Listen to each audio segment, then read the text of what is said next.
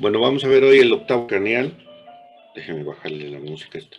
El octavo nervio craneal, y también conocido como nervio vestíbulo coclear, ¿no?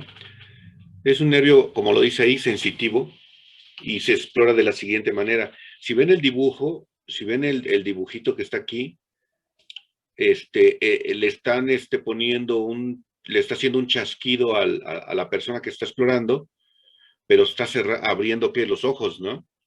Y debe de explorarse con los ojos cerrados. Es decir, no se puede explorar a un paciente teniendo los ojos abiertos cuando vas a explorar el octavo nervio craneal.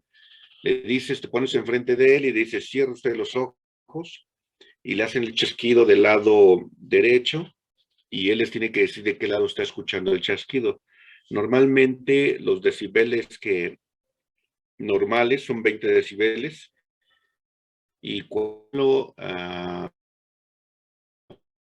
esto y tiene una disminución de la audición, eso se conoce como hipoacusia. Y cuando no se escucha nada, ¿cómo se llamará? ¿Alguien sabe cómo se llamará? ¿Es una anacusia, doctor? Anacusia, muy bien. Hiperacusia es cuando, por ejemplo, está muy perfectamente bien o exageradamente los oídos, ¿no? El octavo nervio craneal, como lo dice, tiene una función auditiva y vestibular. Vestibular sirve para, sobre todo, el estado del equilibrio, para guardar el equilibrio, y es fundamental que nosotros, por ejemplo, podamos caminar, podamos tener un balance en nuestro cuerpo, ¿no? Y si ven el esquema que está del lado derecho de la pantalla de ustedes, por ejemplo, viene como en realidad de dónde se origina, ¿no? Este octavo nervio craneal. Como es sensitivo, no va del cerebro hacia la periferia, es decir, no tiene ningún movimiento motor, todo va a ser sensitivo. Entonces, si ustedes se fijan, por ejemplo, están las percepciones, y estos emiten ciertos ramos vestíbulo-cocleares, y aquí tenemos el núcleo en el mesencéfalo, y de ahí va a haber un relevo a nivel del mesencéfalo, y va a ascender la parte terminal, o sea, ¿dónde termina la audición? Lo que estamos escuchando ahorita, ¿dónde lo estamos interpretando? En lo que es la primera circunvolución del lóbulo temporal. Ahí es donde llega la audición del oído del lado izquierdo y ramas contralaterales hacia el lado del lado izquierdo. ¿Saben cómo se llama esa circunvolución o esa zona? Se llama, bueno, se escribe Helch, pero es de Heschel, ¿no? Y como están los colores aquí, una parte del cerebro, por ejemplo, interpreta los tonos bajos, medios y altos. Así es que si, por ejemplo, damos un chasquido en el oído, cerramos los ojos y el paciente identifica si está del lado derecho, si está del lado izquierdo, y sabe.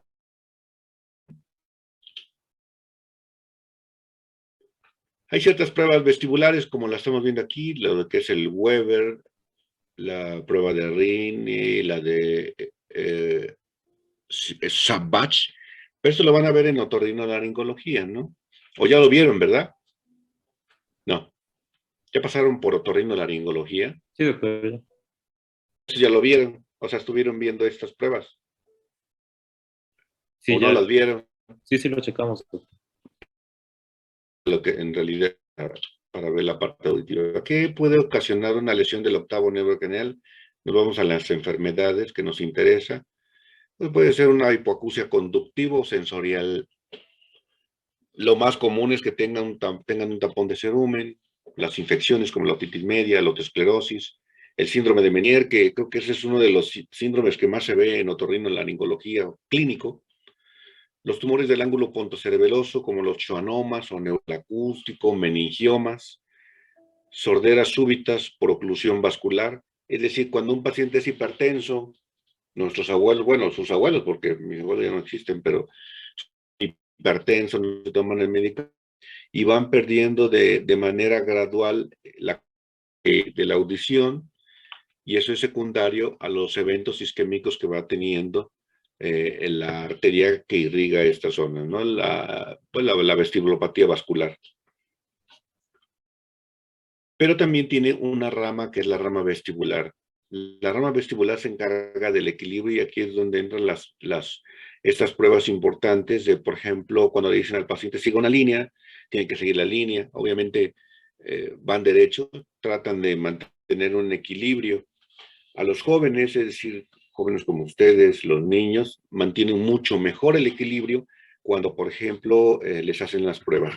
Pero la gente mayor ya no mantiene el equilibrio adecuado, está alterado. ¿Por qué? Porque ya ha habido una alteración de la arteria que irriga la rama vestibular. O el romper que aquí está definido como la imposibilidad de mantener la bipedestación con los pies juntos, cuando cierras los ojos. Creo que en la consulta externa, cuando van con Fernando Agustín, ven al paciente, lo ponen de pie, le dicen cierra los ojos, estiren los brazos y mantenga tranquilo el paciente. Ese equilibrio, ese equilibrio es el que, por ejemplo, es un equilibrio, no nada más la rama vestibular, también juega un papel importante en el cerebelo, las vías espino o cerebelos espinales. Es un conjunto de fibras o tensiones que tienen que mantener el equilibrio.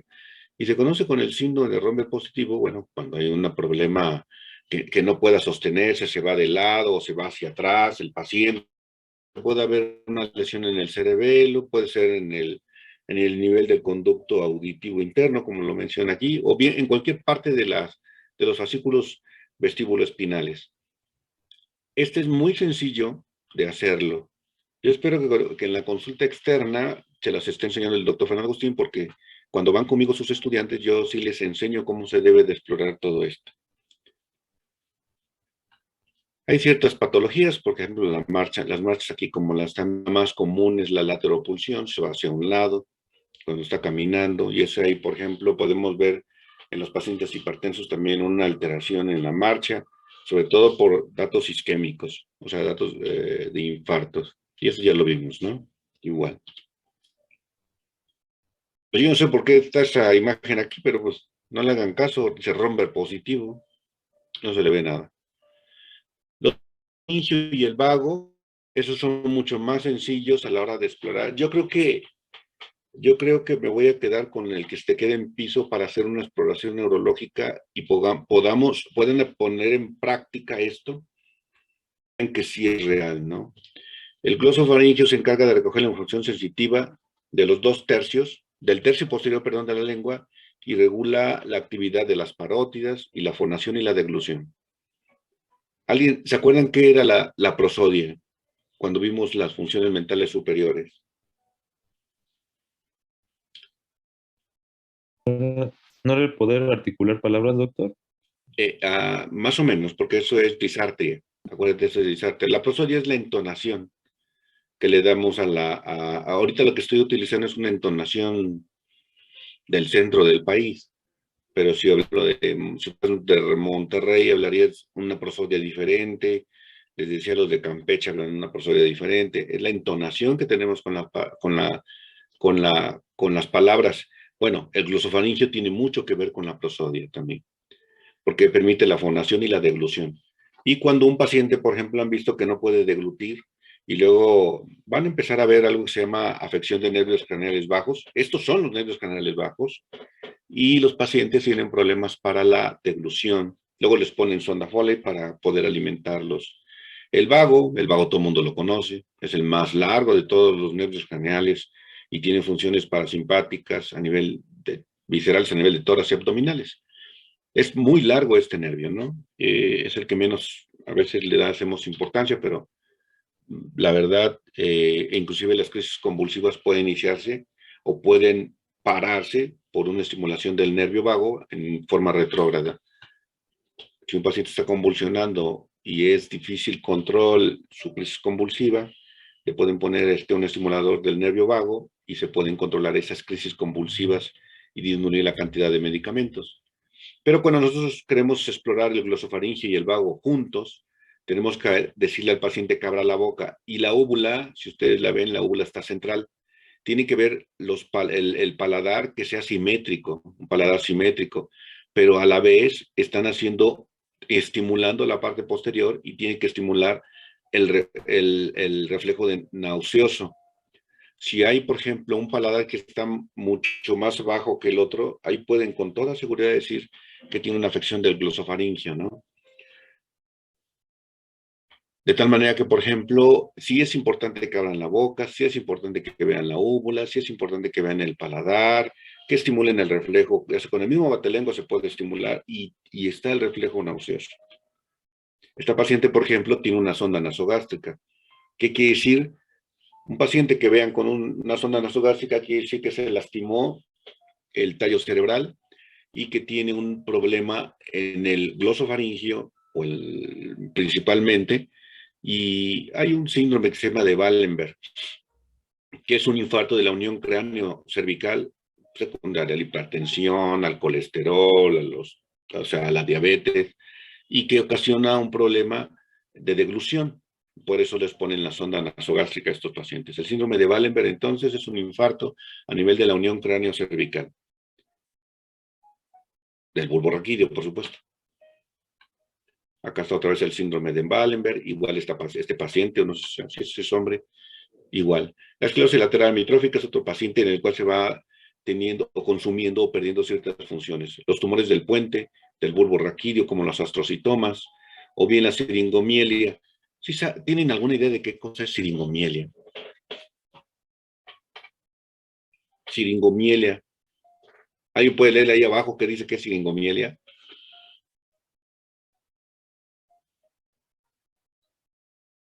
Dice, es la cavitación central degenerativa de la médula espinal, toda habitualmente en los segmentos cervicales y que en ocasiones se extiende el bulbo raquídeo, generando una siringobulbia. Exacto. Esa es una cavitación. Siringomielia es una historia así como medio romántica, ¿no? Medio de acoso sexual. Yo no creo que sea romántica. Siringa era una ninfa allá en los Campos Elíseos. Es una historia escrita por un romano y que andaba ahí caminando por el río y se encontró con Pan. Sí saben quién es Pan, ¿verdad? Pan era como un semidios que tenía patas de cabra y el resto hacia arriba de hombre, y que la ve caminando a la siringa ahí por el río y que se enamora de ella. Entonces ya quería quedarse con ella, la salió persiguiendo, y entonces, a la hora de que la fue persiguiendo, Siringa le pidió a las ninfas que le ayudaran porque pues Pan ya la estaba acosando mucho. Y entonces, a la hora de que Pan iba a abrazar a Siringa para que ya le perteneciera, se convirtió en carrizos esos de cañas o de esos de bambús, y entonces él se quedó muy triste y empezó a escuchar cómo soplaba el viento, y por eso hay un instrumento que se llama flauta de Pan. Y las jeringas y la cavidad seringomiélica tiene esas cavitaciones como las cañas, por dentro están huecas. Eso significa, y el término jeringa viene también de este cuento de la mitología romana. ¿Sí sabían eso? Digo, porque los residentes de neurocirugía, ni algunos neurocirujanos. Si ya se lo sabía, pues qué bueno. Bueno, tenemos el nervio espinal o el accesorio, ese es el onceavo nervio craneal. Y prácticamente, si ustedes ven, es la musculatura del cuello. La musculatura del cuello, el movimiento del cuello, mucho tiene que ver este nervio espinal y se explora de la siguiente manera. Le ponen la cabeza, la mano en la frente al paciente y le dicen, gire su cabeza hacia adelante. Si tiene buena fuerza, quiere decir que los nervios espinales están íntegros. ¿Por qué? Porque ¿a dónde van los nervios espinales? Jóvenes, espero que me estén escuchando. Sí, no es el esternocleidomastoideo. Hacia aquí dice, mira, músculo esternocleidomastoideo de cada lado y el trapecio. ¿De acuerdo? Entonces, si por ejemplo quieren explorar la parte lateral, pues así como se ve aquí en el dibujo de acá abajo, le ponen su mano y le dicen, empuje mi mano, señor, hacia el otro lado y así. Entonces ustedes van a ir viendo la exploración del nervio espinal. Muchas veces está íntegro y se acompaña de atrofia, puede ser del esternocleidomastoideo o del nervio trapecio, sobre todo en problemas de tipo siringomiélico. Las atrofias cerebrales, las atrofias musculares. El hipogloso. Tienen que decirle al paciente que saque la lengua. Saca la lengua y inmediatamente lo que van a ver es primero la forma de la lengua. Debería estar normal, simétrica, sin ningún problema. Pero si ven la figura esta que dice 73, se ve atrófico. Esto que se ve de la parte izquierda de la pantalla es una atrofia de la lengua cuando está paralizado. ¿Qué nervio? El nervio hipogloso del lado derecho. Y aquí es cuando hay una parálisis bilateral. Si el nervio se gira del lado derecho, o sea, si lo está jalando del lado derecho, ¿de qué lado está paralizado el nervio? Naomi. Era del izquierdo, ¿no? Fíjate bien, por ejemplo, del izquierdo para nosotros, pero si tú lo ves del lado del paciente, tú ves su lengua del lado derecho del paciente, no de nosotros, del paciente está atrófico, ¿de acuerdo? Y se está jalando hacia el lado donde está atrofiado. ¿Sí lo estás viendo? Sí. Bien. ¿El dibujo tú crees que esté bien o está equivocado? Pues es que yo tenía entendido que realmente donde está la parálisis, en donde se afecta, el lado que está como, el nervio donde está afectado sería de lo contrario. O sea, así es, porque lo jala, ¿no? Sí. Bien. Bueno, como quiera, aquí nada más es para ver la atrofia. Y efectivamente, si tenemos dos nervios, el derecho para mí, para el paciente, y el izquierdo, por eso estas cosas no me gustan, ¿sí? Si se paraliza entonces la lengua se va a jalar hacia el lado contralateral. Siempre, siempre, siempre. También en la parálisis facial va a ser así. Eso no se les debe de olvidar. ¿De qué lado está paralizado el nervio aquí, Paola?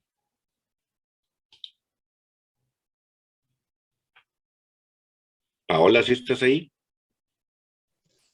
Sí, doctor. Lo que pasa es que soy su hermana. Paola está en consulta externa y me dijo que hiciera la sesión. Ah, tú eres su hermana. Sí. Ah, con razón no te pareces a la que está en la foto. Sí, Bueno, doctor. entonces, Hugo, cuéntanos esto. ¿De qué lado está paralizado el nervio hipogloso? Sí, El nervio está viendo del paciente, no de nosotros. El ajá, paciente, ¿hacia qué lado tiene lateralizada la lengua? hacia la izquierda, Muy bien. Entonces, ¿cuál crees que esté paralizado? el lado derecho. El lado derecho está paralizado e inclusive,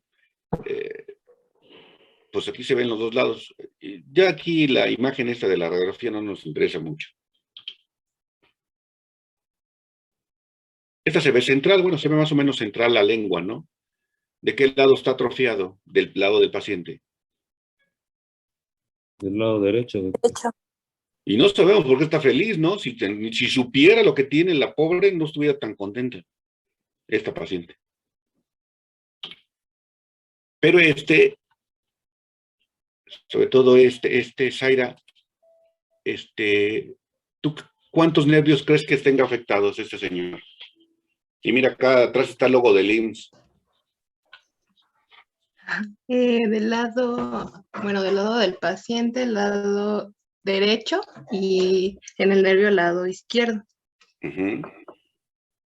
¿Que nada más del 12º nervio craneal?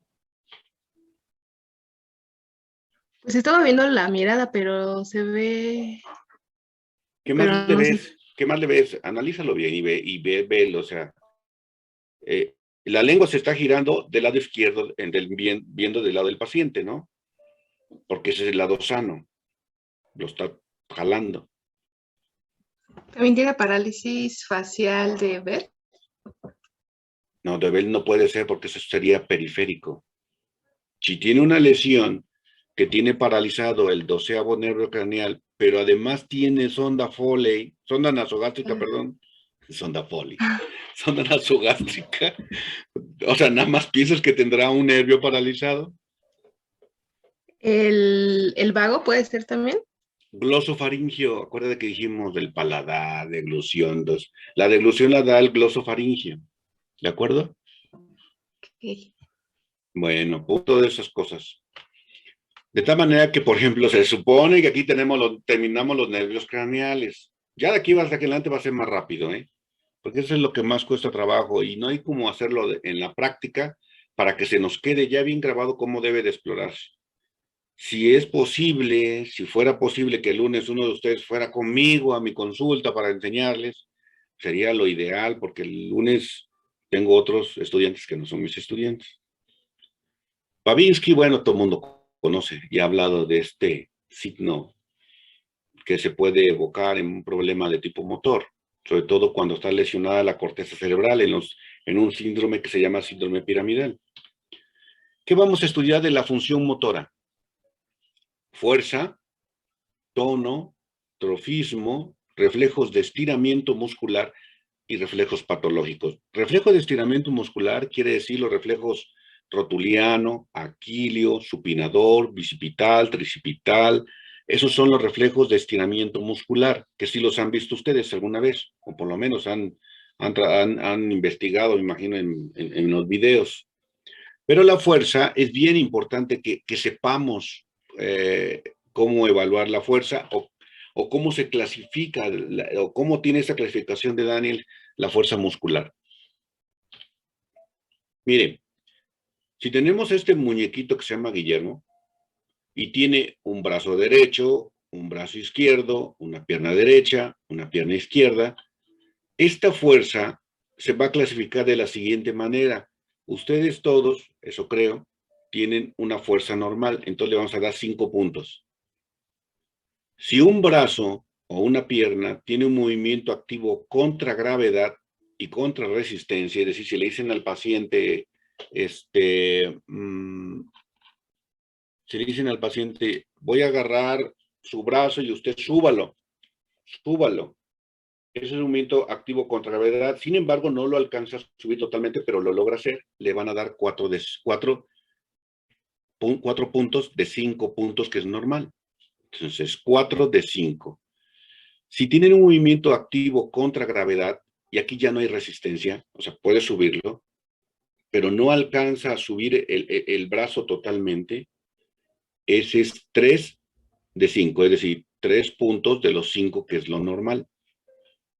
Un movimiento activo contra gravedad eliminada, nada más mueve el brazo, o sea, si no lo va a levantar, nada más lo puede lateralizar, lo puede hacer hacia adentro, o puede mover la mano o el pie, pero no logra ni subirlo, entonces le vamos a dar 2 de 5, pero lo lateraliza, acuérdense, lateraliza o mueve.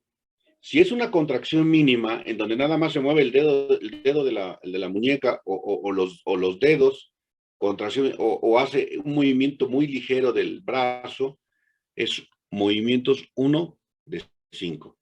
Pero si no mueve nada, si no tiene movimiento, le dicen al paciente que tiene 45, 50 años, mueva su brazo derecho y no mueve nada, entonces ahí le van a poner 0 de 5. ¿De acuerdo? Hugo, ¿estás de acuerdo? ¿Lo entendiste? Sí, doctor. Bien.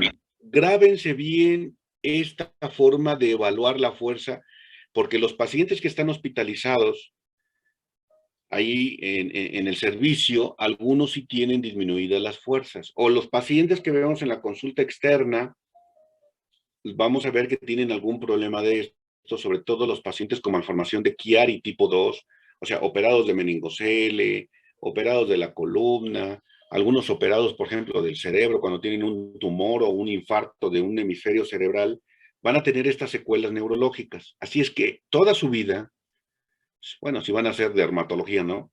Pero si no, toda la vida, si van a hacer medicina interna, si van a hacer cirugía general, si van a ser médicos generales, médicos familiares o médicos del trabajo, medicina del deporte, todo lo demás, tienen que aprenderse bien eso. Hasta para hacer oftalmología, ¿no? Porque van a tener pacientes de estos.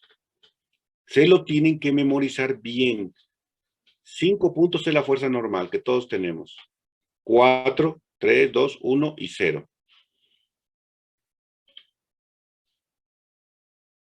Que esta cosa va a terminar en 10 minutos.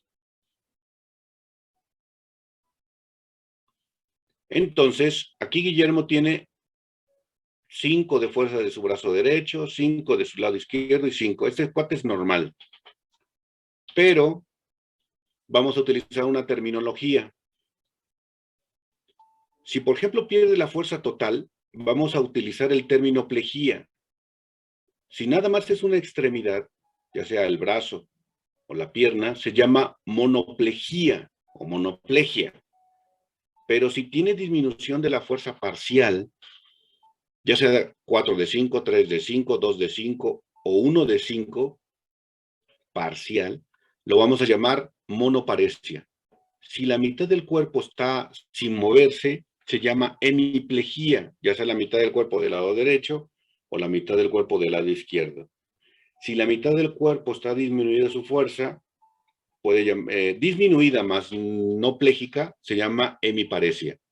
Si las dos piernas están disminuidas, se llama paraparesia, pero si ya no mueve nada porque tú anduvo en una moto y se tuvo accidente y se seccionó la médula espinal y ya no mueve nada de las piernas, se llama paraplegia.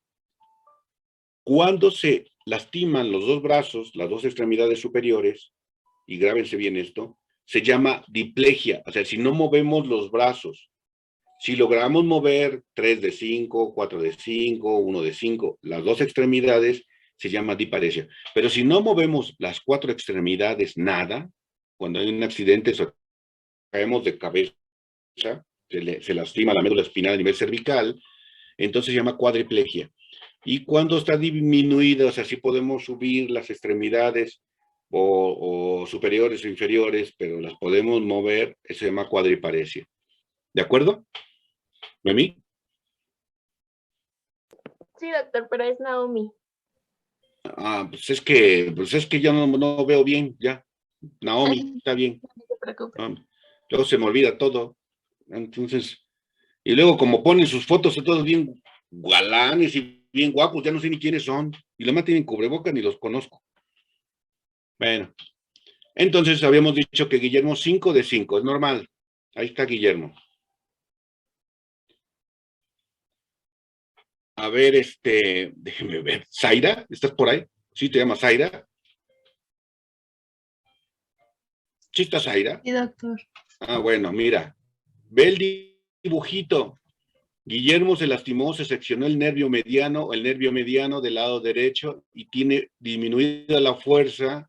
¿Sí ves el dibujo, verdad? Sí, doctor. Del brazo del lado derecho lo evaluaste y tiene 3 de 5. El resto está normal. Entonces, ¿cómo se llama eso? ¿Paraparesia? ¿Cómo? Nada más es la del lado derecho, ¿verdad? Pues sí, nada más del lado derecho, por eso estoy diciendo que veas el dibujo. ¿Cómo se llama? ¿Diparesia? No, ahí dice, mija, o sea, ahí está de rojo, dice monoparesia, ¿o no lo ves? Sí, es que como que se cortaba. Bueno, es una monoparesia, ¿de qué brazo? Derecho. Ajá. O si no quieres decir brazo, ¿cómo dirías, Del Zaira? miembro de la extremidad derecha. Superior. Ándale, sí, porque tenemos 4 extremidades, sí. Hasta donde yo sé. Entonces es extremidad superior del lado derecho, tiene monoparesia 3 de 5 y todo mundo, todos los médicos Todo el que estudia medicina tiene que entenderte lo que tú estás diciendo, sin ver al paciente. Si tú me dices, doctor, el paciente tiene monoparesia de la extremidad superior del lado derecho, yo te estoy entendiendo perfectamente bien si me dices 3 de 5, 4 de 5, 1 de 5 o 2 de 5. Pero si, por ejemplo, tienes 0 de 5, ¿cómo se llama eso? ¿Monoplegia? Síguele, monoplegia de ¿qué? Monoplegia de la extremidad superior derecha. Muy bien. Es bien sencillo, ¿no? Cualquier estudiar, pues cuando quiera estudia medicina, sí. Bien, a ver, Sam o Sami o ¿cómo? Está perfecto, doctor. Sam está bien. Bueno, también es más fácil, Sam. Ujú. Fíjate, ojo, y ahora el Guillermo tiene disminuida la fuerza 2 de 5 del lado derecho. ¿Cómo se llama eso? Hemiparesia, doctor. Muy bien. Y si tiene 0 de 5, Sería una hemiplegia. ¿de qué lado? Porque eso hay que complementarlo. Sería una hemiplegia del lado izquierdo, tanto de la Eso. extremidad inferior como de la extremidad superior. Muy bien, porque así yo te entendería, por ejemplo, si tú sin ver al paciente, si no lo vemos del paciente, tú me dices, doctor, el paciente vino con una hemiplegia del lado izquierdo, fue súbita. El paciente es hipertenso, es diabético, piensa que no le va a hacer nada estar comiendo carne de cerdo, carne de borrego, tortas, tamales y todo eso. Y además de ser hipertenso, es necio, tiene 55 años. Y quedó con la mitad, con una hemiplegia del lado izquierdo, y yo te estoy entendiendo perfectamente bien qué tiene ese paciente, ¿no? Sí, doctor. Muy bien, Rubí. Si tiene disminuida la fuerza de las extremidades inferiores, ¿cómo se llama eso? Sería paraparesia. Y si no tiene nada, Paraplegia. sí. Ahí ya no tienes que decir si es la extremidad superior derecha, si es izquierda, si es del lado derecho. Solamente existe el término paraplegia para las extremidades inferiores o paraparesia para las extremidades inferiores. No vayas a decir, tiene paraplegia del lado de las dos extremidades inferiores porque, bueno, no sé qué te van a decir. Es lo mismo, ¿no? Es un... It's the same. Ya sí, es lo mismo, es lo mismo. Pero, ¿qué te parece si tenemos disminución de la fuerza de las extremidades superiores? Rubí. Pues sería diparesia. Y si no tiene fuerza, Diplegia. diplegia. Muy bien. Igual, nadie tiene que decirte de diplegia de las dos extremidades superiores. Si un doctor, médico, o lo que sea, te dice eso, quiere decir que no tienen la más mínima idea de cómo es esta clasificación. Por eso deben de estudiar, deben de estudiarlo así. Ángel, si tiene disminuidas las 4 extremidades, la fuerza, disminuida, ¿eh? Las tortillas. Es cuadriparesia. Cuadriparesia, muy bien, Ángel. Y si no tiene movimiento de las extremidades superiores e inferiores. Es cuadriplegia. Sí, esos que andan en moto, eso es lo que les sucede a veces, ya no mueven o tienen fracturado ahí en la columna cervical y tienen una cuadriplegia. Tú estás en el servicio de urgencias, eres médico especialista en urgencias, médico familiar, yo soy el neurocirujano y me dice, doctor, llegó un paciente con cuadriplegia y yo te estoy perfectamente entendiendo. O tiene cuadriparesia, doctor, también te estoy entendiendo. Por eso es que utilicemos esta terminología médica para que nos podamos entender. No vayan a decir, doctor, llegó un paciente que tiene disminuida la fuerza de la pierna derecha. Y yo te voy a preguntar, ¿y de la izquierda? También. ¿Y del brazo derecho? Sí, también. ¿Y del izquierdo? Pues creo que sí, también. No. Cuando me digan, si me dicen cuadriparesia, yo lo voy a entender perfectamente bien. Y ustedes me tienen que entender perfectamente bien. ¿Cómo se explora la fuerza en un paciente que llega a su consultorio o llega a urgencias? De esta manera. Ustedes, yo creo que se colocan atrás del paciente, le dicen que levante los brazos y le dicen, ahora cierre sus brazos. Esa fuerza, la parte de los deltoides, la parte braquial proximal es la que están explorando, y después le ponen las manos por fuera y que saquen. Esta que está en medio, estiran los brazos, suba los brazos, baje los brazos, y si ustedes están viendo, le están poniendo resistencia. Ustedes más o menos van viendo, tiene más débil el brazo derecho, más izquierdo. En un paciente... Perdón que lo interrumpa, pero ya va a acabar la sesión. Sería el mismo link, creo que sí es el mismo. Bueno, pues entonces, haz eso. Nos salimos y ahorita vamos a ver. Sí, doctor, volvemos a entrar. Sí.